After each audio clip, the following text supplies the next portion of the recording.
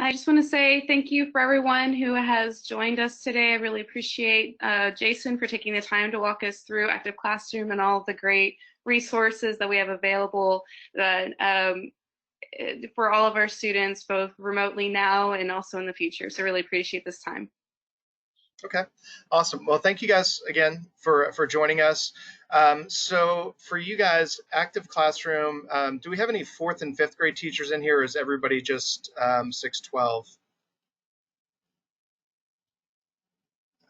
Okay, so it seems like we may just have 612. If somebody is fourth or fifth grade, just type in the chat box because we are adding you guys. We're in the process of doing that right now. All right, so this is Active Classroom. You guys all have access to this in Dallas ISD.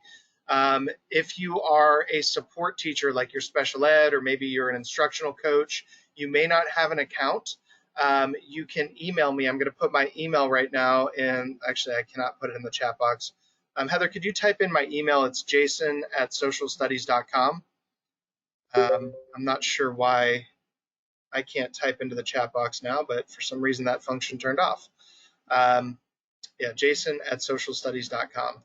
So if you can't get in for some reason, you can email me, but it's really pretty simple. Just log into Clever and click on the Active Classroom button, and it's single sign-on, so you go right in. Your students, same route. Even from the home page, if they just go to activeclassroom.com, there's a button that says Log in with Clever. So it's really pretty simple and straightforward for that. You won't have to mess with managing your students or adding students or deleting them. However, I'm going to start with something that you may want to do with managing your students, and that is creating groups of students. Some of you may have students that are ELL or that are GT, special ed. This is a great way to create groups you can differentiate for your kids. So let's say you have all of your on-level kids and you want to give them all the same assignment. That's fine. You can just send it to all your classes. But for your ELLs, you want to create a different assignment. So for this, all you have to do is create a new student group. And then once you do that, it'll tell you to add an existing student. So let's take a look at that. I'm going to actually, I'm not even going to add a new student group because I want to add more to my list here. I'm just going to show you the edit button. So this is what will happen when you create your class. You'll get this, and you just hit add existing student. You'll be able to pull any of the students that are loaded in there and add them to the group. You can search by name. So Joe, you can type that in and search for Joe, and you can find Joe and excuse me, add the students in that way. That is for creating groups. You don't have to do that. It's just a nice way if you really want to differentiate and you want to assign different things to different students. So that's the first part. Now I'm going to go in and show you guys some things that are new. So these are things that we've just added for Dallas ISD. You guys already have the atlases here, but I did want to draw your attention to a new one. There's two new ones in here. The Atlas of World History, this is the brand new 2020 edition, and then the Atlas of Texas History is also brand new. In order for your students to see these, you'll have to click on the little share button underneath. You click on the share button underneath the Atlas, add the classes that you want to share it with, and then hit the share button. And now all of your students in that group will have that. So these are right here. These are flip books. There's nothing really that the students can do in here other than go and look at the Atlas, but you can post some questions and things like that if you want to, and I'll show you guys how to use discussion forum as well here in just a little bit. All right, so there's a new thing. This is brand new, and these are the maps. So this is an online interactive tool here where you can filter in and layer all different types of maps in. So you can click on this button right here, and you can change between maps. Obviously, I'm looking at an elementary map, so maybe I want to look at a political relief map right here. So I go here, you can add in things like political features, you can add in the physical features, the borders as well. So you can add in a lot of different layers to it. And then over here, you can also add symbols. So let's say you're doing a geography lesson and maybe the kids are learning about economic activities in certain areas. So we're looking at, maybe along the Amazon River Basin, or you're talking about, oil, where you find oil production, or maybe you're talking about recent tornadoes, things like that. We've got those over in Alabama and Tennessee just recently. So there's a lot of different symbols in here that you can add in. The students can build. Right here's your gallery, so I'm going to open this up. If you want to build a presentation to share with your students, this is where you would save it. So right here, you simply create a new presentation. I already did one the last time right here, so this shows you guys one that I shared out, so Dallas training. But this right here is where you can share it with your students. So you can add all of your classes in, you can send them the presentation that you created.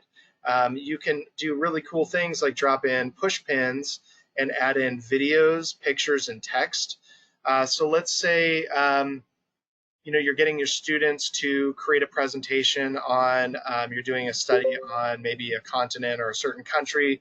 The kids could drop in videos, pictures, and text right here. So that is in the mapping section. There are also things like historical maps. Oops, I didn't show that. Let me go back real quick. So there are historical maps over here. Right here, when I click on this button, you see the US history maps. There are also Texas history maps and world history maps. So the same thing, you can mark up on any of these right here. So if you added in this one here on ancient Egypt and comparing the different civilizations, up to 1786 BC and then 1570 to 1070 BC. So the kids can, you can add different content on there, just like I showed you. You could add text as well. So you can type in here, desert, and you can save those things in there, which just happened. Oops, I must have hit something. Sorry about that. Okay, so that is in the mapping section there, and you can add in those different layers, zoom in and zoom out. All right, so check that out, explore with that. But I also have, if you're like, okay, well, I don't really know what to do with those maps, I have some great things for world cultures and geography. So if you click on the activities button now, I'm going to pause for a second and just see if there's any questions. I don't see anything in the chat box, so I'm going to keep going. Right here, click on activities, and I think Heather's watching the chat box for me, right, Heather? So if you guys type your questions in, she can pause me and I can hop in and answer those. All right, so I've gone over here to do a search. You can search a variety of ways. You can search by TEAC right here by selecting your grade level and then choosing state content standards. You can search by keywords. So if I just typed in Thomas Paine, I don't know why this is my go-to, but I usually type in Thomas Paine, and you can see a variety of activities with Thomas Paine. You'll see over here on the left-hand side, there's an icon. The icon indicates what type of activity it is. And then the words right next to it, the Great Documents in History, this one right here that I'm looking at, that is the series title. And that is important because I'm going to show you something.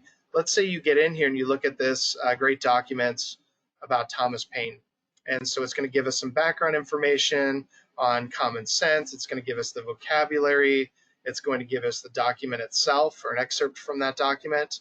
And then it has a series of questions. It has some critical thinking questions, making connections, relating our lives to the past. And then there's even a potential for an essay question.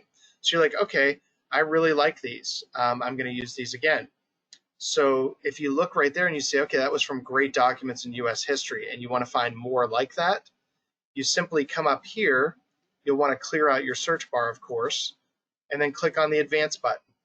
Advanced button allows you to search by subject area, by era and theme, once you select your subject, and then by series title. So that one right there, Great Documents in History, I could scroll down and I could find Great Documents in History down here, and then I could search that entire series. And let me just do a quick check on that one. There's probably like 50 or 60 of them, maybe more. Looks like there's at least 20 here. There's 3 pages, so there's about 50 or 60 of those great documents. They cover a lot of different pieces in U.S. history. It even has like more modern history. You've got things like the second half, Cuban Missile Crisis, the jungle, Chinese Exclusion Act, Senator Joseph McCarthy. So all of those different things there. So series title is really a good way to explore. This way, if you find you're like, man, I really like this activity, the kids did a great job, you can go and find more activities like that. Um, I want to show you right here the Atlas of U.S. History and Atlas of World History. They're very similar. They have now level ones and level twos. So if you need to make, sorry, is there a question? Sorry, yes, there is a question about talking about an Asian trade map. Is it possible for us to use the map tool to create our own similar activities within Active Classroom? And you may touch on this in just a little bit. Okay, so yes, using that map tool, as long as you create a presentation, you can mark up that map. And I think it was August mentioned something earlier on. He had assigned like some of the mapping activities to his kids, and I'm going to show you where those are in a few minutes. But it does take a little bit of getting used to. But once the kids get used to it, they're going to love those lessons and they're going to be flowing with it pretty well. But it does take a little getting used to it. Using any type of new technology or new upgrade like that takes a little bit of time, but you'll see that once you get going with it, it's actually pretty easy. It just takes a little bit of getting used to it first. So I'll show you guys some of those activities here in a minute. But this one right here, it says Atlas of World History. So there's level ones, and then there are level twos as well. So the level ones and the level twos are a little bit different. Level ones are easily printable. Level twos are not. So the level one activities, let's just take a look at this one. This is people migrating across the earth. So we're going to look at time and change first. It has a timeline. You can take that to full screen. Then you have this other one here that's just using some bullet pointed text. And then we get into some of the maps here. So we're looking at early human migration and some questions down below. So this is really kind of more like PDF format where you can take this and you simply hit the print button. If you want to print it and share it that way, you can do that. If you need to send packets home, you can do that as well. In the interactive, in the level 2 activities, they're much more computer based. So right here, let me show you the hide answer so I can show you what it looks like from the student view. So from the student view, you can mark true and false. I'm just going to randomly select these. Click the next button. This one here, they're having to create a timeline. So they'll look at this timeline here and they'll study it, and then they'll reorganize these things right here and drop those in. And so then I'll just click next and work through. But this is all computer. I got it. If you guys could mute yourselves, that would be awesome.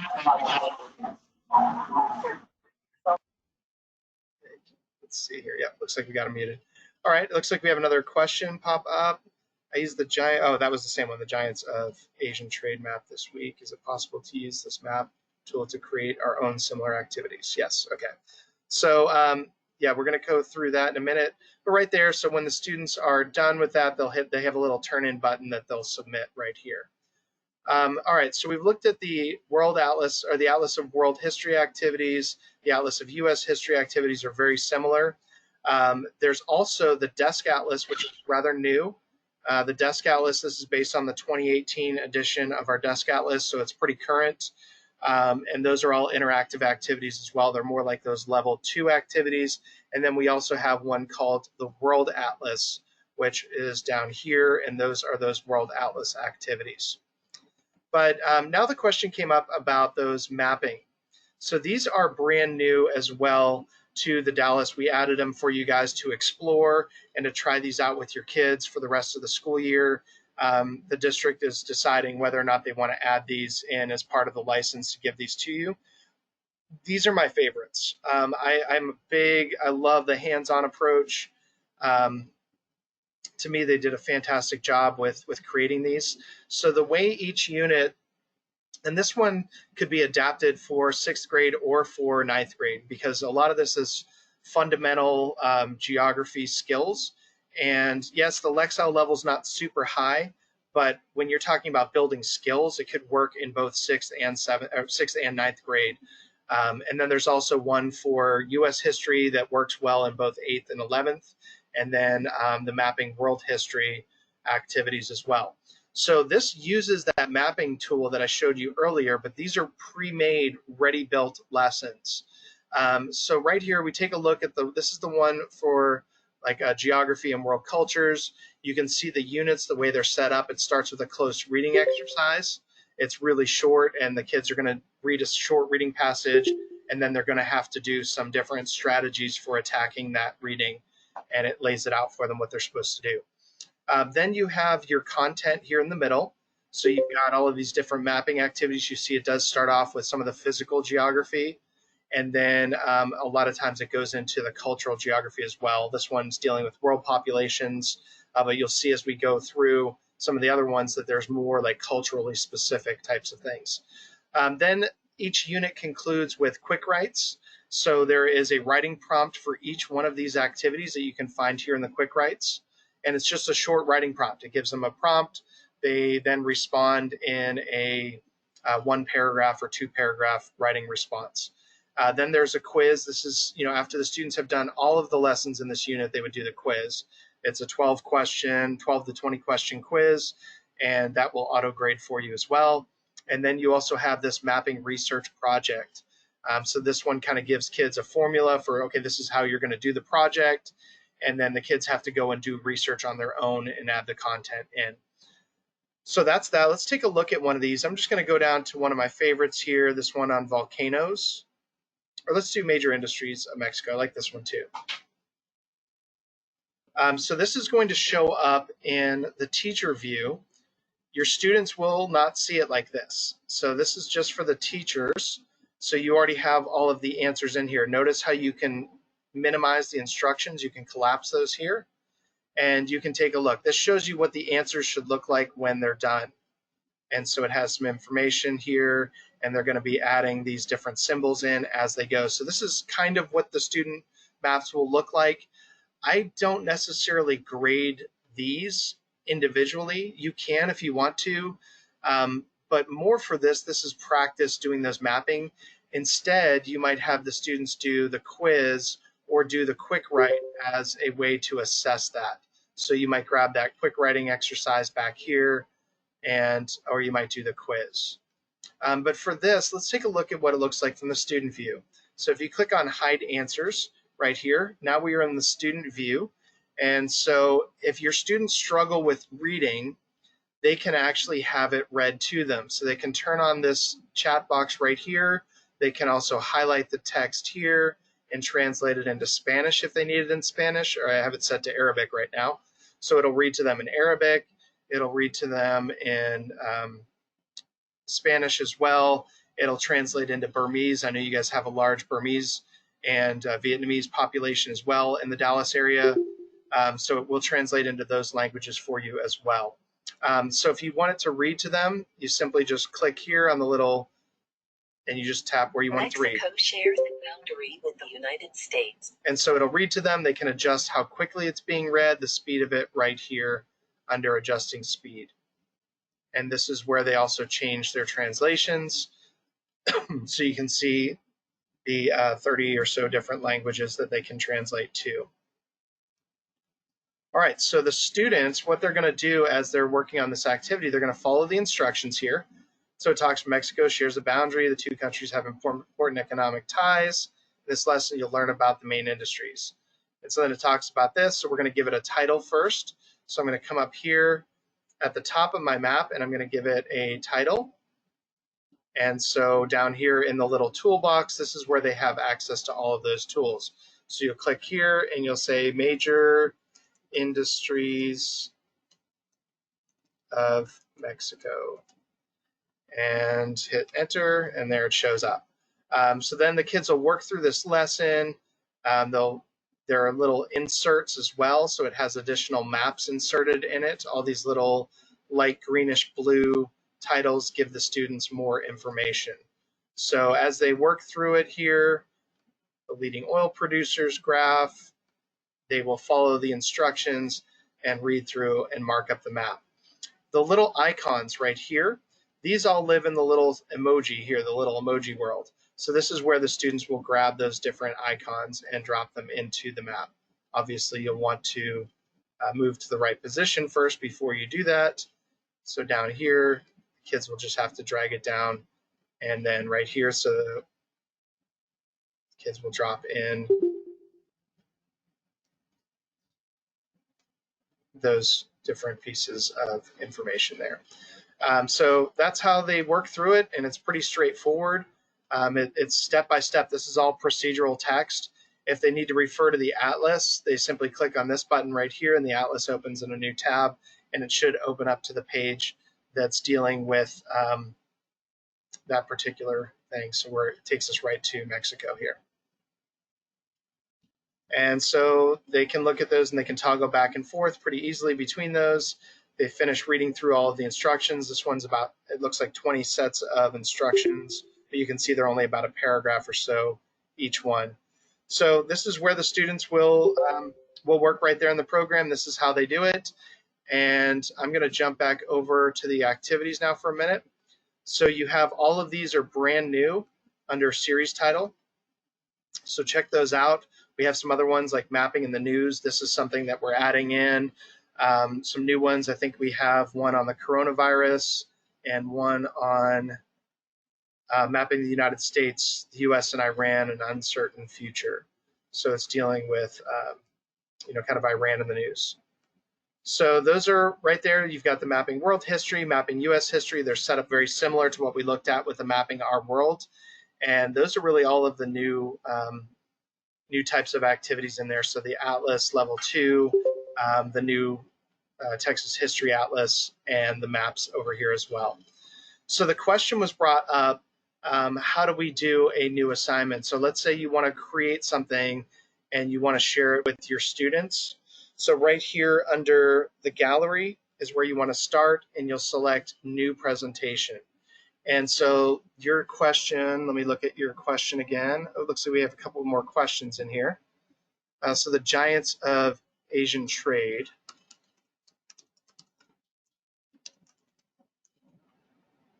Okay, so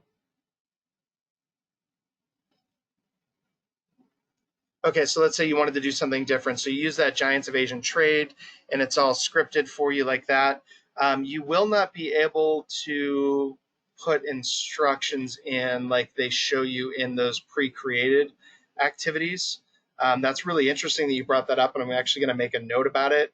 And I'm going to suggest to the company that we add that capability, because I think that's actually a really cool idea, August. So thank you for mentioning that. Can teachers add instructions to map? So technically not right now, but let's just type in one. Let's just say, let's just title this one Asian Trading. Okay, hit save, and then let's take a look at what we have here. So right here, I'm trying to see if you can add in. You could do that. So you could put in your instructions right here. So if you wanted to add in instructions, you could put in push pins right here and say, do this, and tell them exactly what to do. So add a label on China, and you could put those push pins in, and then you could add new slides here. So if you wanted to add a new slide, you simply click here, and so we're adding a new slide. And so in this one, you could add additional instructions right here. Do this, and then they would add label to Saudi Arabia. And you could give them more and more specific instructions. But you could also do a lot of other things too. Like let's say you wanted to drop in a video or something like that. Your students can do this as well. You're going to add in, you can upload one from your computer. You can grab one from YouTube. I'm going to grab one from YouTube real quick. And let's find a video on trade in Asia.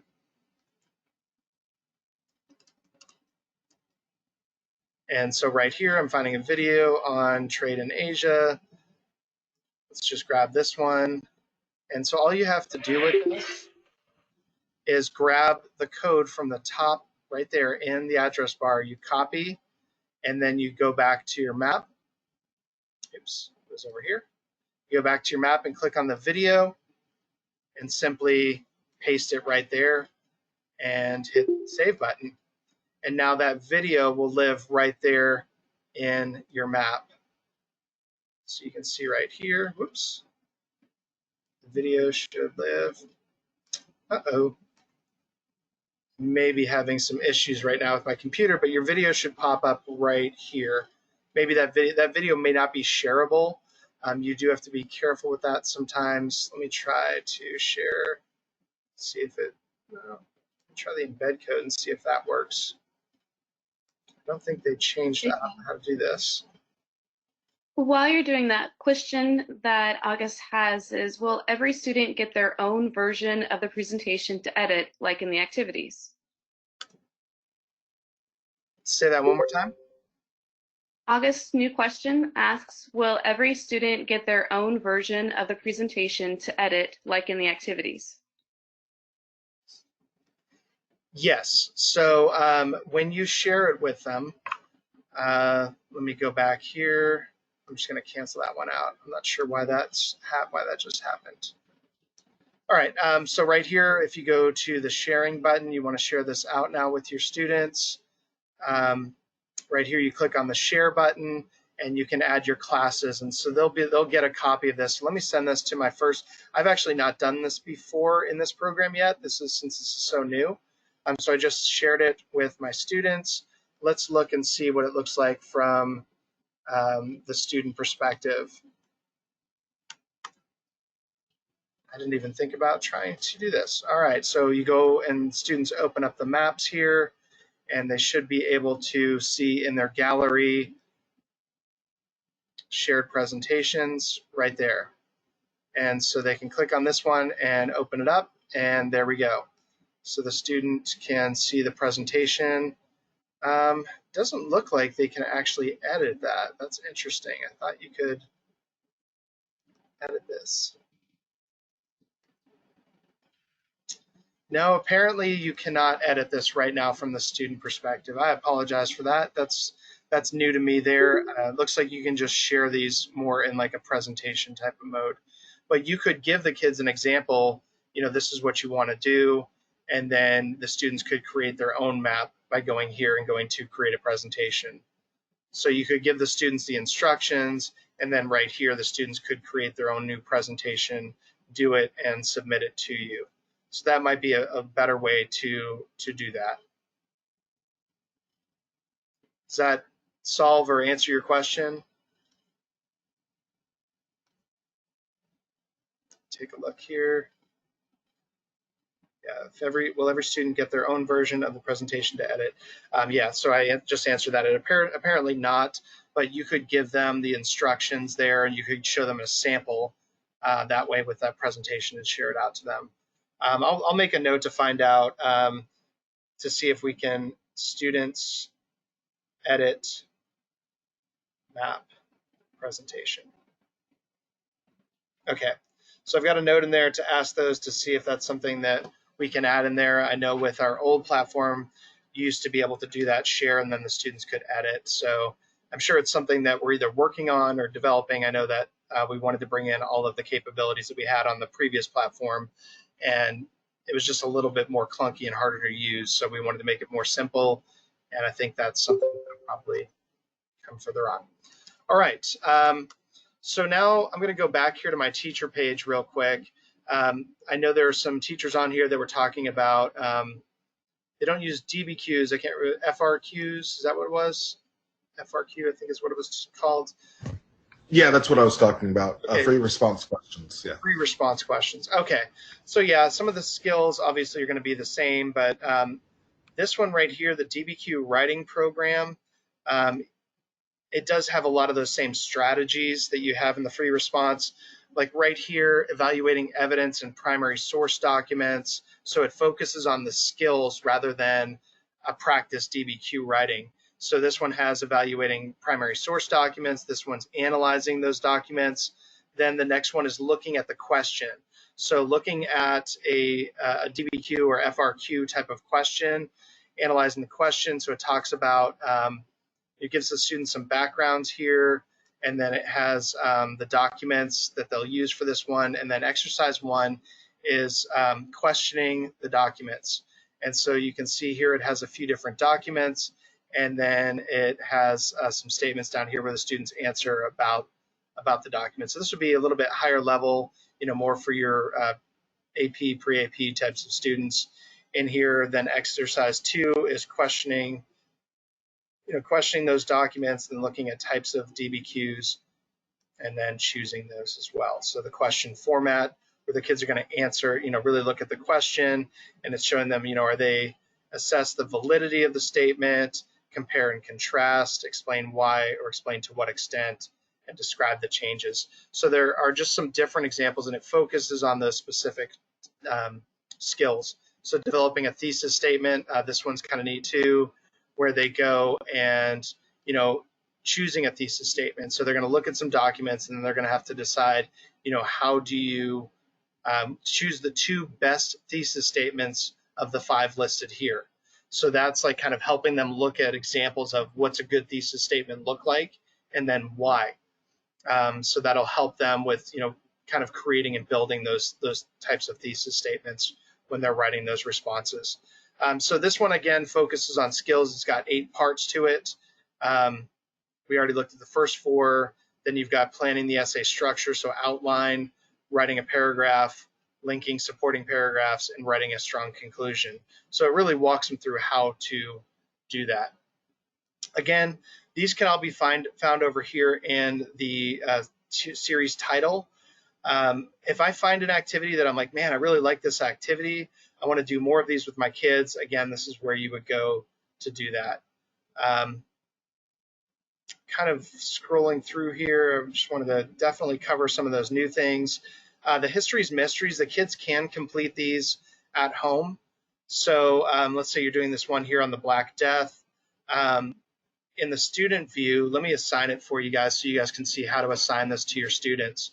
So I've got my student directions here. There's the forensic report that the students will fill out online. And so they can actually open up the PowerPoint there along with this and toggle back and forth between the 2. Then you've got your text message summary, some different options for assessments right here. So let's take a look at how to assign that. So I'm going to click on Assign the Activity. And over here, let's say I don't want them to do all of these. Obviously, we can't really do a skit unless you're Zooming with your kids. If you're Zooming with your kids, that might be fun to have them do this histories, mysteries activity where they maybe are working as a group or something like that, and then they perform a skit live on a Zoom meeting or a GoToMeeting or whatever type of software you're using. But for now, I'm going to remove that one. And I don't want them to necessarily do a front page essay, but I do want them to do the criminalist theory essay and the text message alert. So I selected right here. And another point I want to make to you guys while I'm doing this, I mentioned at the beginning of this session that Active Classroom allows for a lot of differentiation. Right here is a great example of this. Let's say you want to do student choice. You can allow them to, you can put all of these in and allow them to select which one they want to submit. But if you have, let's say maybe you have a special ed student that you're working with, I don't want them necessarily doing the essay, but I want them to do the text message alert. And so you'll put that note in here. I'm going to add this back for all of my kids. And you can set an unlock and a due date. And up here in the instructions, solve the crime. And so, and then maybe do a text alert and essay. All right, so I've given them instructions to do. You can set these custom highlights here. This is not a reading passage, but for those of you that are assigning reading passages, this is an awesome way to get students to mark up the text. You can add your own highlights over here and have them looking for something very specific. So maybe you're having them look for, as they're reading about the Black Death, maybe causes of the spread of the plague, causes of why their hospitals weren't able to deal with the plague, talk about maybe highlight shortfalls in medicine. So you could add in all these things here. I'm going to type that in, shortfalls in era medicine. So as my students are reading, I'm having them look for those specific things. You can add those highlights in. You can tell them to do that over here in this part. This is not a reading, so it's not going to be there. So the question came up, How do I embed these in my Google Classroom? This right here is how you do that. So what I did was I assigned the lesson. So I clicked on the little assign button, and I'm going to walk you back through that one more time, but I want to show you the end result. So your students are already loaded into Active Classroom, and they can log in with Clever. So all you do is copy this link right here and paste it directly into your Google Classroom, and bam, the kids are in the lesson. They just have to sign in with Clever, and they're in the lesson, and they're ready to work. So that is how you do that. So you grab this link right here. After you've assigned it, it says assignment created.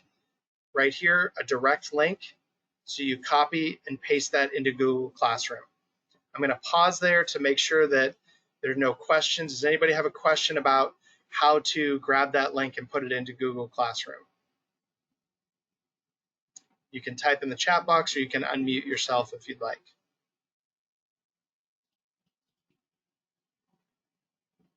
Okay, I'll wait a couple of seconds here. I had a quick question. Sure. Okay, so once that link is in Google Classroom, students have access to it automatically, or do they have to go to Clever to get it? So what they will do is they will click on that link, and then I'll show you what it looks like here. So when it'll take them, it'll say, oh, you're not logged in or something like that. And so on the login page of Active Classroom, there is a login with Clever button. But if the students are already logged into Active Classroom, or if they've already got it saved on their, saved in their computer or whatever, their password, then all they have to do is just log in, and it will take them right to that lesson.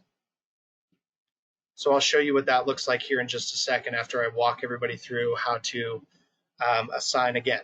All right, so there it is. You grab this link, you copy, paste it into Google Classroom. That's after you've gone through creating an assignment. All right, so now I'm going to close this out, and I'm going to show you one more time. So I'm in an activity, and I'm like, oh, I like this activity. I'm going to assign it. Click on the little head and shoulders right here at the top right next to the speaker button. And that's where you can do all of the things like sorting which pieces of the assignment you're going to assign to them.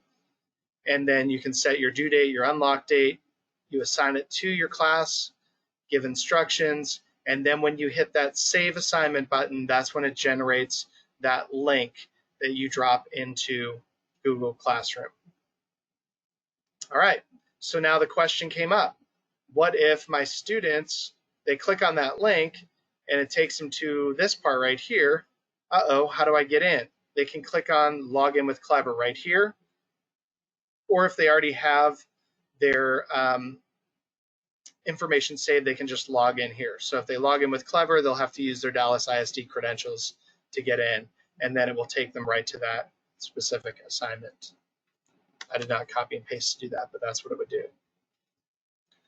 All right, so I understand. Are you guys doing enrichment, or are you guys taking grades right now?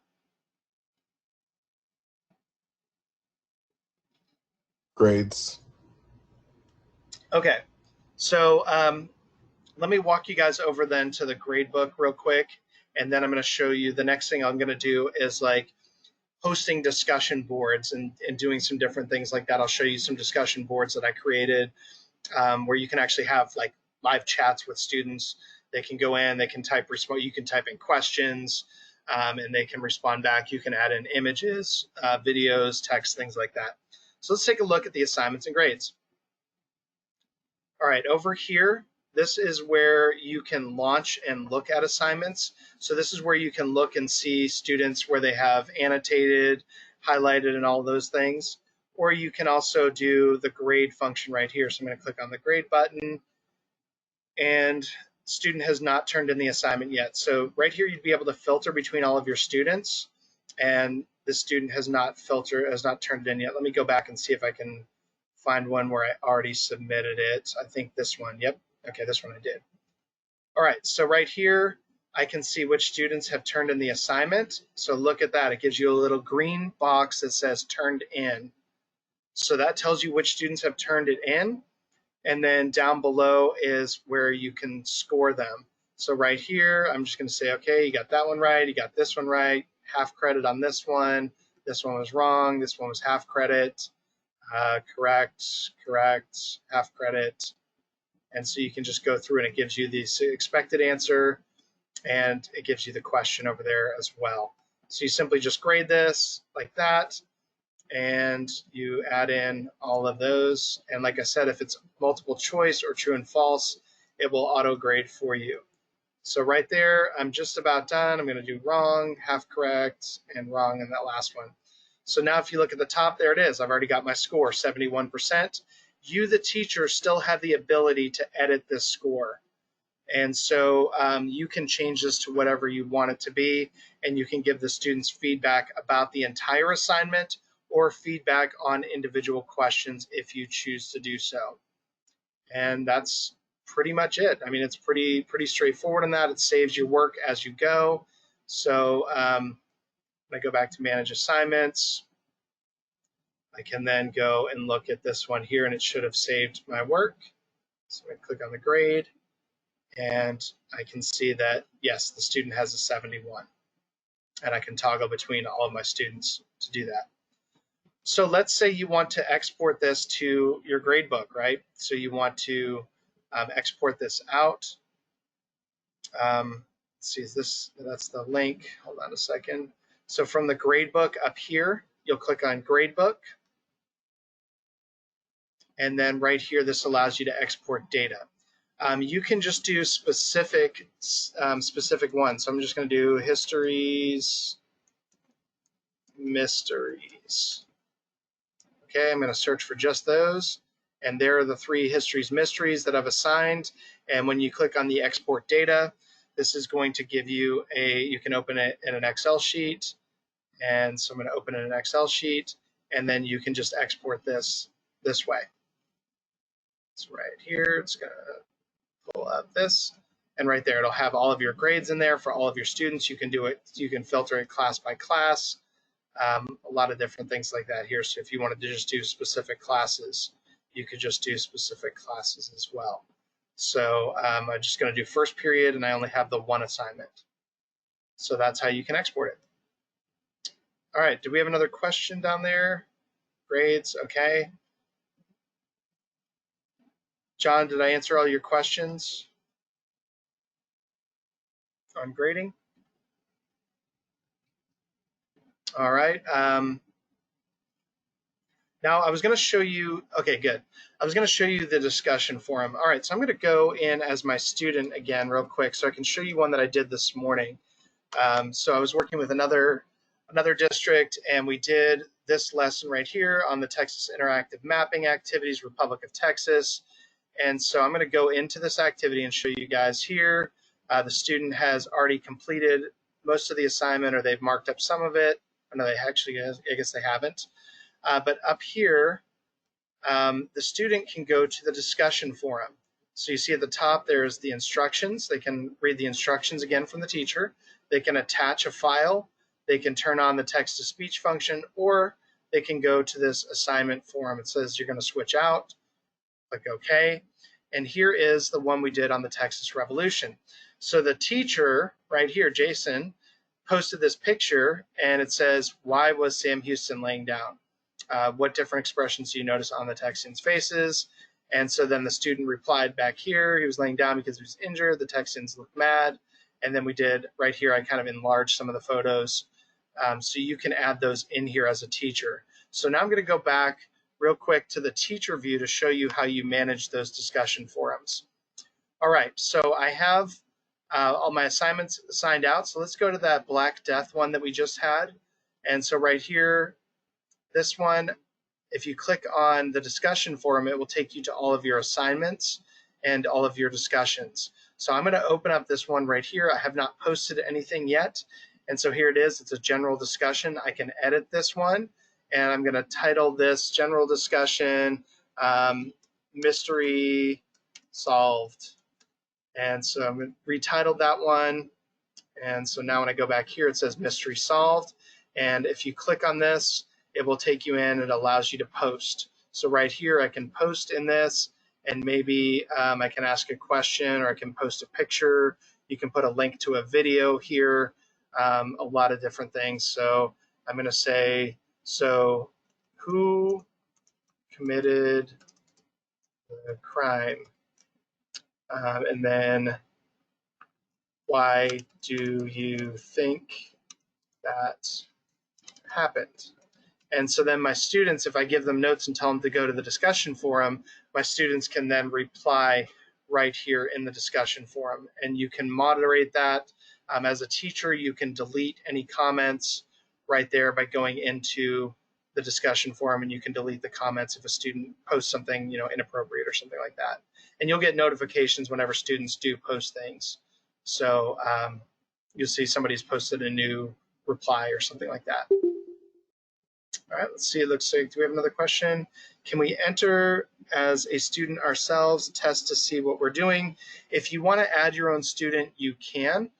So let me show you guys how to do that. Over here under Manage Students, let's say you want to create a fake student right here, or a test student. All you have to do is click on Students after you click on Manage Students. Let me go back and show you one more time. I clicked over here on Manage Students. Then I clicked on the word students, register a new student. And so right here, this is where you can create that. You don't have to use a real email address. It can be fake. It could just be your first name at yourfirstname.com if you want to do that as a student. And then you can either create a class for that student, or you can drop them into any one of the classes that you've already created. And then you simply hit the register student, and then you can log in. You don't have the ability to switch users up here. Like I do. I have a different type of account, but you guys can log in as the student. You won't be able to use Clever or anything like that, but you should be able to do that. And so you can test, you can assign it to yourself and try it out that way. Also, one thing that we just added was the ability to see what it looks like from a student view by going into the Manage Assignments and Grades over here. So if you launch an assignment, you can work in it right here. So if I launch this one, it's going to open up similar to a student view. You can select if you want to look at a certain student. You can do that, but right here, if you hide the answers, this allows you to interact with it just like a student would. So right here, you're selecting these right here, and just like a student would, you'll be able to go through, and let's say I skip this one, it's going to say, oops, you didn't answer that question. Continue anyway. No, I don't want to continue. I'm going to answer that right here.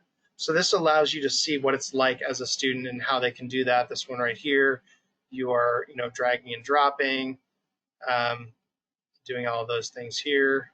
Bring that to the top.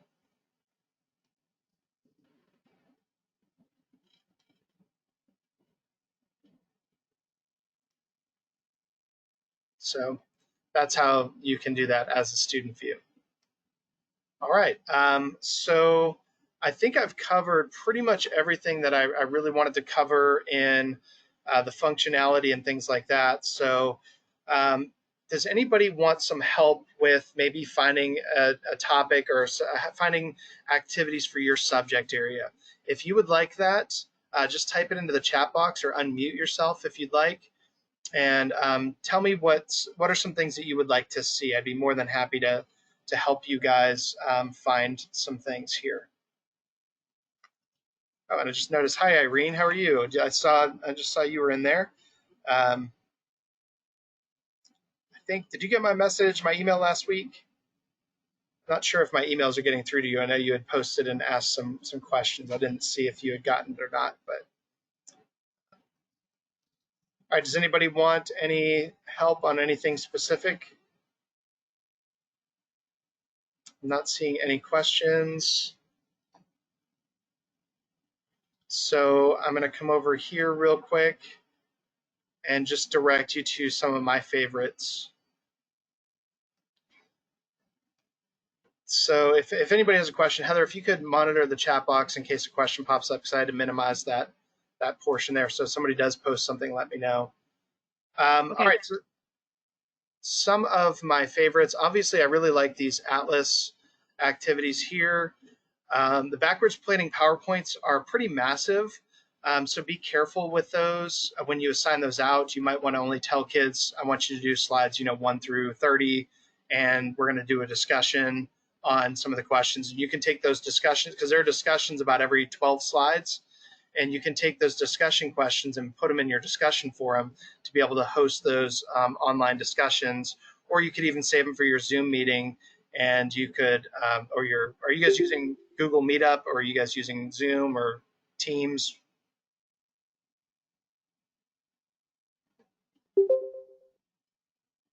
Not sure. Okay. Everybody's just kind of using different stuff, I guess. So some other ones here. There's some good ones for economics classes too. These basic money management, economics, those are good. If you're looking for a textbook for world history, the Big Eras is a good one. It's a really good text to use for world history. The C3 inquiry, these are high level. I would definitely use these with your high level students, definitely high school. The C3 inquiry are awesome lessons. It's just set up to be with the jigsaw method. So you've got 4 different groups of students, and you just would tell the students in the instructions, okay, these 10 students, I want you guys to be the geography group. These 10 students, I want you guys to be the history group, civics group, and kind of going that way. So those C3 inquiry, those are awesome lessons. The kids look at big, compelling questions, and they're having to write their own supporting evidence and supporting questions.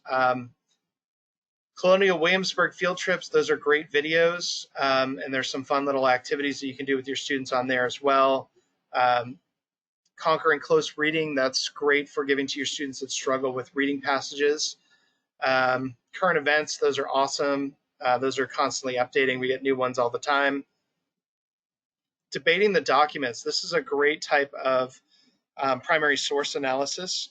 It's a little bit higher level. There's another one down below called History Unfolding that's much more simple, that just has the documents themselves, some background information and questions, whereas debating the documents is set up where the students are having to weigh 2 sets of documents and decide which set of documents would best answer a certain question.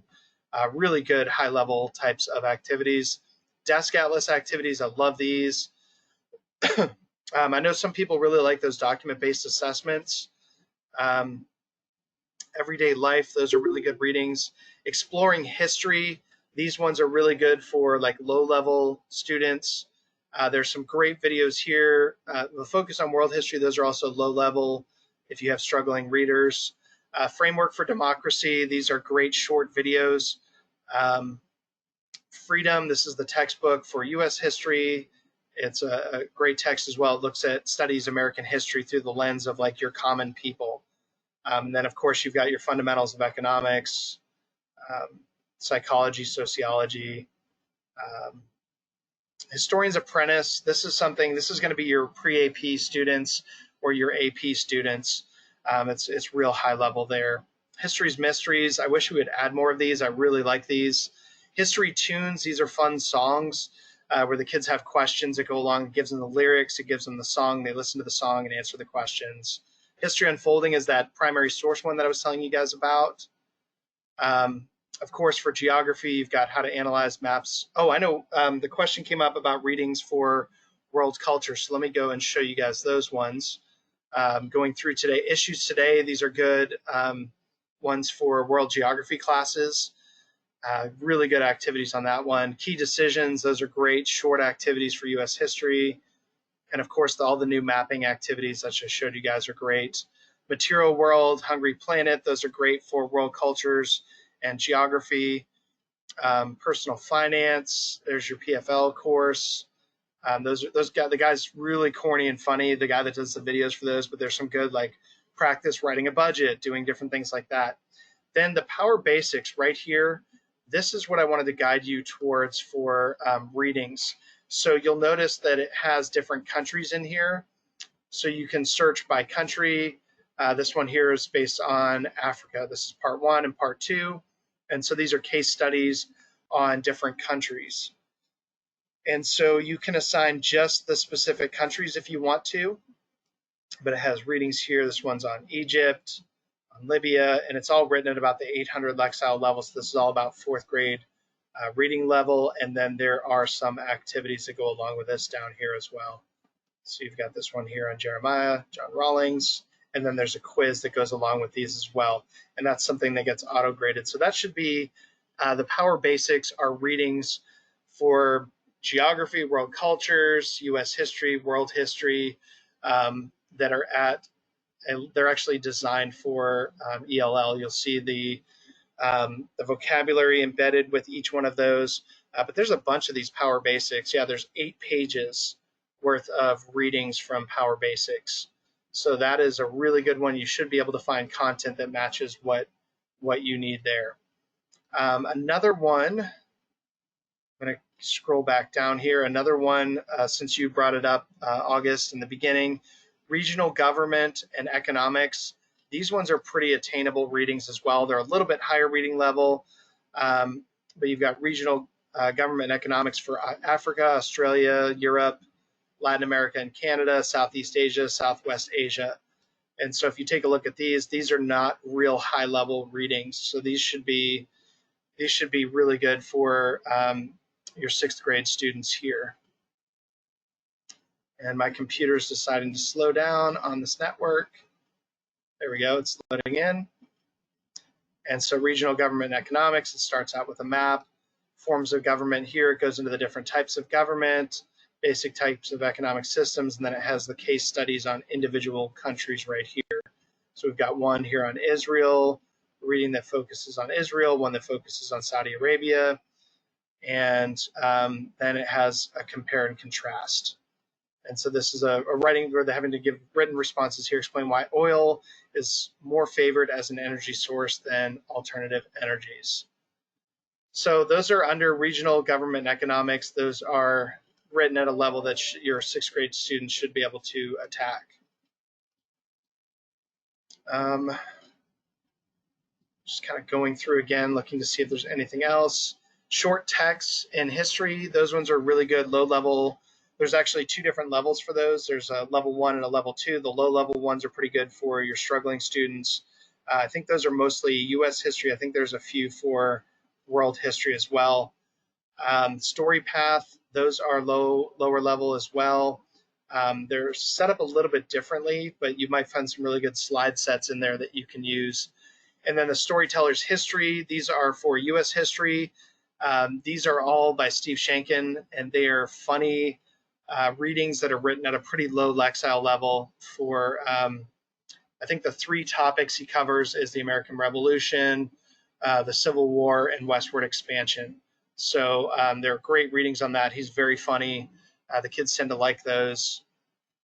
So those are good. And then, of course, for 7th grade, Texas history, you've got this one right here, but you also have a low-level version of that for your struggling kids there, and then the Texas interactive mapping activities as well. And then, of course, some videos down here. You've got your Turning Point videos, your Unfinished Nation, then the What's Going On videos right here for, this is more for 9th grade world geography. Some of the topics are a little bit sensitive for 6th graders. It may be a little bit too much for your 6th grade students. It was actually done in partnership with the United Nations, and it focuses on serious topics that are facing the world. There's one on like landmines in Cambodia and how that's impacted children and families. Then there's another one on like poverty in Brazil, and they're a little bit dicey. So you might want to preview them if you're going to assign them to a 6th grade student. You want to watch the entire video and decide, is this appropriate for my kids? Because they are pretty serious topics that you get into. And then for government and U.S. history, this one right here, We the People, is awesome. It has 3 different levels. It goes all the way down to 5th grade and all the way up to, it has the 5th grade, the 8th grade, and the 11th grade. And I think we actually just added an even lower level. Yes, right here, the level 0. I knew this. I saw something in the other day. Sometimes they don't always tell us when they add new content in, which is great, and it's frustrating for me sometimes because I'm like, oh, I didn't show people this because I didn't know it was there. But this level 0 is brand new. So this is written at about a 2nd or 3rd grade reading level. So what is our Constitution? I haven't even really gotten into these yet as much. So it gives the level, the objectives, and then right here it has the reading. And notice they're very short passages right here. So if you have students that really struggle This is a great one to give them, and this We the People is awesome. I love the We the People series. And again, now we have 4 levels of that instead of 3, which makes me happy. All right. Any other questions before I conclude? It looks like we've got some new things in there. Teachers use Zoom and Google Classroom. Thank you. Just to be clear, all multiple choice questions will be graded automatically. Yes, multiple choice questions should be automatically graded. If the lesson has multiple choice and short answer, it will grade just the multiple choice, and you will have to grade the short answer. And then Veronica says, how do we know which topic goes with which subject? Like you said, We the People is for U.S. history. Okay, that's a good question. So the fastest way to do that right here is to go to, I'm going to clear this out, and you can go right here to your subject area. And once you select your subject area right here and you hit search, now when you go back here to the advanced, it'll pull up only the series that relate to your topic, your subject area. So that's how that one works. The only one I would recommend not doing that with, you can do it with Texas history, but I think it kind of limits. I think it does. Let me take a look at this real quick. I think it only shows me, yeah. So with Texas history, I would not do that because there's a lot of really good stuff in U.S. history that fits really well with Texas history. And the other subject area I would not do that with would be geography and global studies, just because there's a lot of content out there that you might be able to pull from like world history that fits really well in the global studies. So those are the only subject areas that I would not do. So don't do Texas history, geography, or world cultures with that. But really searching by subject or using the TEKS over here is a great way to do it. Hold on. I don't know if we've correlated the TEKS to the new World Atlas activities and the new mapping activities, so I don't know if those are in there yet. You're welcome, Veronica. Okay, Heather says, I'm not familiar with PowerSchool. Was there a way to upload a CSV file? Yes. Okay, so where I showed you guys in the gradebook, let me see, did I save that? Leave that open? No, I didn't. Okay, so for the gradebook, when you grab that spreadsheet right here, so the gradebook, as long as you format the titles the same, when you do just that one class right here, and you want to export your data right here, so when you click on the export your data, right here in Excel sheet, you convert an Excel sheet when you save it to a CSV. So right here when this opens up, just a second, right here when you save it, so after you have all your grades in here and you look at your, right here when you hit File, Save, Save As, and then right here is where you'll change it to a CSV file, right down here.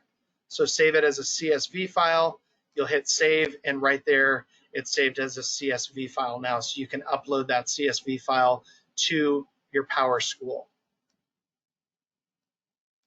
Let me see here. Any other questions? Are the TEKS listed on the assignments? So no, they're not listed in the assignment, but you can search by TEK. I don't think I really went over that too much, so I'll back up and I'll show that again. So right here, when you search for activities, click on standards, and this is where it allows you to select your TEKs. So 8th grade, you're going to choose state content, not Common Core, and then hit update, and it's going to pull up all of your TEKs right here. So to search for a certain act or search for activities, look down below and you'll see here right now it just has everything. But if you select, I'm going to do English, Spanish colonization. So when you do that, you select the TEK, it now filters down here all of the activities that relate to that TEK. So like the backwards planning PowerPoint on exploration would cover a lot of those reasons. This one here, patterns of integrational unity, Columbian exchange, all of these would relate to that TEK. And that, I mean, your TEKs tend to be a little bit broad sometimes at times. This one here, if you wanted to narrow it down, let's say you wanted to focus on Spanish, you would just type up here gold maybe, because we know that one of the motivations of the Spanish was gold. And so down below, it will pull up everything now relating to the Spanish Spanish exploration reasons. So you can add in some additional levels to that as well. All right, any other questions? Let me go back over to my chat box. You can unmute yourselves too if you have a question you want to ask me right now. I'll stick around for a couple of minutes in case anybody has a question, and I will send this recording over to Heather, and I'll also post it in my YouTube channel. It's right here. Let's see, this is my YouTube channel. Oops. Let me pull that up for you guys to see. I'm going to go to my channel, and so you can search for me here. It's just Jason. I can't post this in the chat. Dang it. But yeah, it's just Jason Eilenfeld, and you can go and watch any of the videos that I've posted already, and I'll have this one available. I'm going to send it to Heather, and Heather, you can send it out. And then my email, Heather already posted in there. It's jason@socialstudies.com. So if you have any questions about that, you can always email me as well. All right, I'll hang around for a couple of minutes. You guys can leave, or you can stick around and ask me questions. I'll stick around for about 5 more minutes. Unless I get more and more questions, then I'll stick around as long as you guys need me. Thank you so much, Jason. I really appreciate all of your time and effort with this. Not a problem. Just here to support you guys. Let me know if there's anything else you guys need. If you can't find something, reach out to me. I'll find it for you. You're welcome. Thank you, guys. Thanks for having on video because you went pretty fast and I got 2-year-olds to take care of. This way I can look at it again. Thank you, Jason. Oh, you're welcome. Is there anything I can answer for you right now? Thank you, Jason. You're welcome. Thank you for coming. No, I'm good. I have to review it because you can't do anything with 2-year-olds in the house. I understand. I don't know if you guys have seen those. Did you guys see the posts on Facebook where people are saying, okay, replace something that your quarantine partners, your kids, said, replace it instead of your kids saying it. Say, my coworker said, I had some really fun. I had a lot of fun with that, especially because I have a 4-year-old preschooler that says some ridiculous things. It says, do you have a model or demonstration on how to teach a lesson with your students? Are you saying like in like Zoom or Google Meet or something like that? With YouTube? No, I don't. Really what I do for my YouTube meetings or for my YouTube videos that I record, I just launch one of these meetings and then I record it. And then after it's done, I upload it to my YouTube channel. YouTube is actually a pretty great place to use that for if you want to record, you know, something for your kids to put up there. But for these online meetings, all you have to do if you guys have an account for Zoom or for, you know, Google Meet, Meetup or whatever, then all you have to do is record the video and you can share your screen like I'm doing now. So that's kind of a good way to do that with kids. Oh, you're welcome.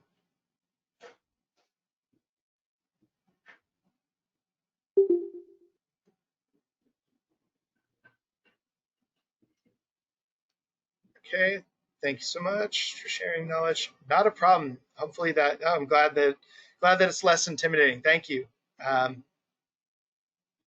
Again, if you need any help, we're here to help you. So just reach out anytime. All right, I'm going to go ahead and stop the recording since I think all the questions have been answered.